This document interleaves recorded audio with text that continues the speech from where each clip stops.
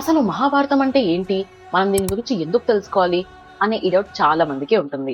Simple గా చెప్పాలి అంటే మహాభారతం అనేది ఒకే ఫ్యామిలీలో ఉన్న బ్రదర్స్ మధ్య జరిగిన ఒక యుద్ధం. మహాభారతం ఎందుకు జరిగింది అంటే దానికి చాలా రీజన్సే ఉన్నాయి. కానీ మెయిన్ రీజన్ ఏంటంటే అధర్మంపై ధర్మం గెలవడం కోసం జరిగింది. అండ్ ఈ బ్రదర్స్ ఎవరంటే పాండవులు అండ్ కౌరవులు. పాండవులు మొత్తం 5 మెంబర్స్ అండ్ కౌరవులు టోటల్ గా 100 మెంబర్స్.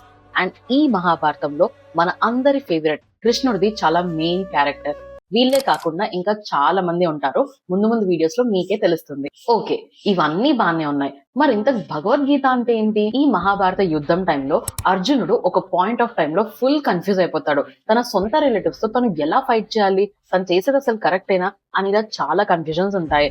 అప్పుడే శ్రీకృష్ణుడు తనకున్న కన్ఫ్యూజన్స్ అన్నిటిని దూరం చేసి తనకు ఎన్నో మంచి విషయాలని చెప్తాడు. అండ్ ఆ మంచి విషయాలన్నీ ఒక బుక్ లో మెన్షన్ చేస్తే దాన్ని భగవద్గీత అంటారు. మహాభారతం మొత్తం ఒక స్టోరీ అయితే and Bhagavad Gita is the moral of that story. Next వీడియోలో అసలు మహాభారతంలో ఎవరెవరు ఇన్వాల్వ్ అయ్యారు, వాళ్ళ ఫ్యామిలీ ట్రీ ఏంటి, అండ్ వాళ్ళు ఎలా రిలేటివ్స్ అయ్యారు అన్ని కూడా నేను క్లారిటీగా ఎక్స్ప్లెయిన్ చేస్తాను. సో మిస్ అవ్వద్దు అంటే సబ్స్క్రైబ్ చేసుకోండి.